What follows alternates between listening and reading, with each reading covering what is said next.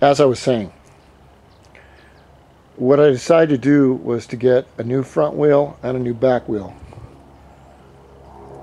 This right here is the stock back wheel on the wheel balancer for this bike. The stock front wheel is on there. They were brand new, purchased brand new in 1993. They look kind of new because I repaint them. And what I found is that since I am starting to go so fast, I'm thinking, okay, well, maybe it's not all about the motor. Maybe it's about the whole bike, and maybe I should look at the little things. So what I did was, first thing is, I went out and bought a rear wheel right here.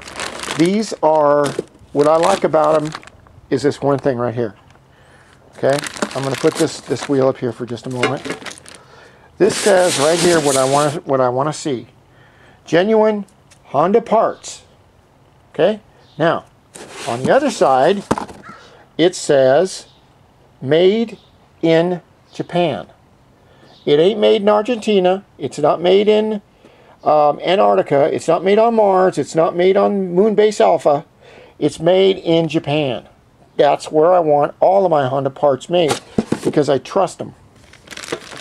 Now, Japan has done like a lot of other companies or countries have done, is they begin to farm out their lesser products to cheaper markets.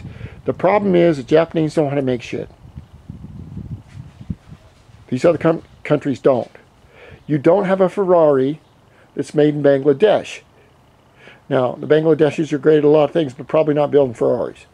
You don't have a Ferrari made in America because we just don't have that French je ne sais quoi, or fait accompli, or la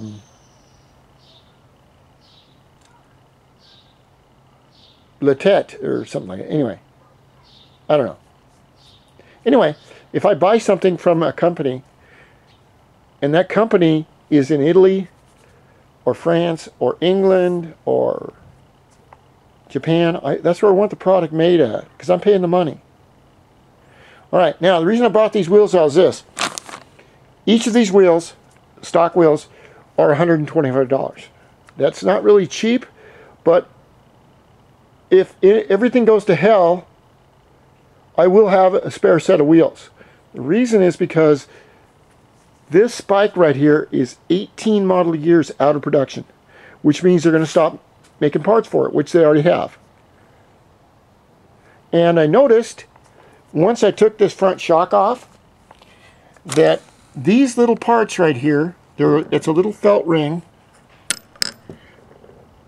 that goes underneath the shower emblem right here, but they're all coated in oil. And I'm going, why is that coated in oil? So that's something I need to look at. It doesn't make sense to me that it should have oil right there. I don't know. Anyway, so what I decided to do was get a new wheel. I got the new spacer, and I got 2 new sprockets, or axles. The neat thing about the front wheel is that when you buy it, you buy this assembly. The assembly comes with the inner bearings. It also comes with, I wonder how many meters it is if I launch this RPG. Damn, I wish I had a Stinger missile. eBay doesn't sell those. These rich people in their planes are fucking annoying. So anyway, this comes with the seals. This comes with the inner race. This comes with the inner bearing.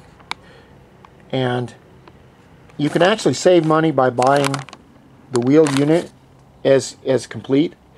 And the neat thing is that I was able to get it, because slowly but surely these bikes are going out of production.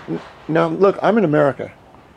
I'm in the continental United States. I am not in Europe. Europe has 1,500 two-stroke different variations of bikes. They do not sell any two-stroke bikes in America anymore. The last one to be sold was, I believe, a 2012 or 13 Yamaha Zuma, or what you would call in Canada or the rest of the world, they call them a B-Wiz for some reason. I bought a 2013 Zuma and it was 4-stroke, which is fine with me because I'm not going to fix it up. I'm not going to hop it up.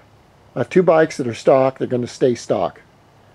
This is my racing baby. I'm going to put all my efforts into making this bitch the fastest little thing on the street. I mean, just for this old man, anyway. So I got my tunes running.